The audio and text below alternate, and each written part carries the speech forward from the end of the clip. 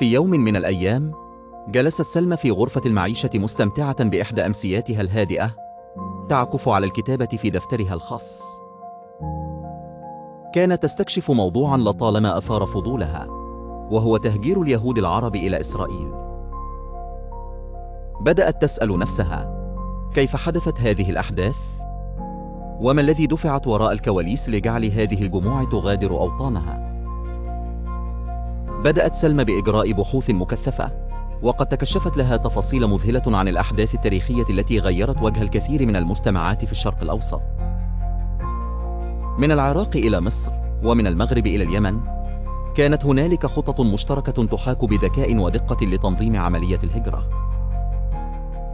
في العراق، علمت سلمى عن العملية التي سميت عذراء وانحمية، حيث أتخذ ترتيبات بعناية لتهجير اليهود العراقيين بنفس الحماس الذي امتدت إليه الأواني السياسية في تلك الفترة. كان اليهود يعصف بهم القلق نتيجة للأحداث السياسية والقمع الذي بدا وكأنه يضيق الخناق على أقلية حيوية. أما في مصر، فكان الوضع مختلفا بعض الشيء. اليهود هناك تأثروا بأحداث دولة إسرائيل الحديثة التأسيس، وكذا بالأجواء القومية التي اجتاحت المنطقة، مما أضعف شعورهم بالأمان وكان دافعا قويا لاتخاذ القرار بالمغادرة. حملت خطط التهجير بعض الأساليب المعقدة والتنسيق العالي بين دول مختلفة.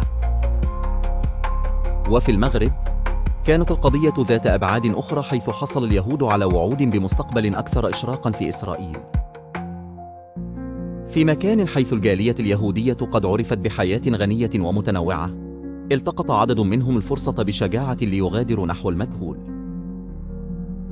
أما في اليمن، فقد تميزت العملية بحلول لوجستية صارمة مثل بساط الريح، حيث تم نقل اليهود عبر عملية ميناء تعتبر واحدة من أكبر عمليات التهجير في التاريخ المعاصر. بينما كانت سلمى تغوص في هذه الحقائق، أدركت أن هذه الأحداث لم تكن مجرد صدف عشوائية، بل كانت مشبعة بالتخطيط المنهجي من قبل أطراف متعددة. قررت سلمى أن تحول أفكارها إلى مشروع فيلم وثائقي، حيث تجمع القصص من حقائق وشهادات حية لليهود الذين عاشوا هذه الفترات.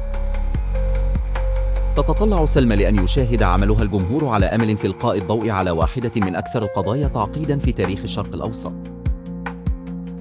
وتختم كلماتها بتساؤل: كيف ستكون الحياة إذا لم تعبث السياسة بمصائر البشر؟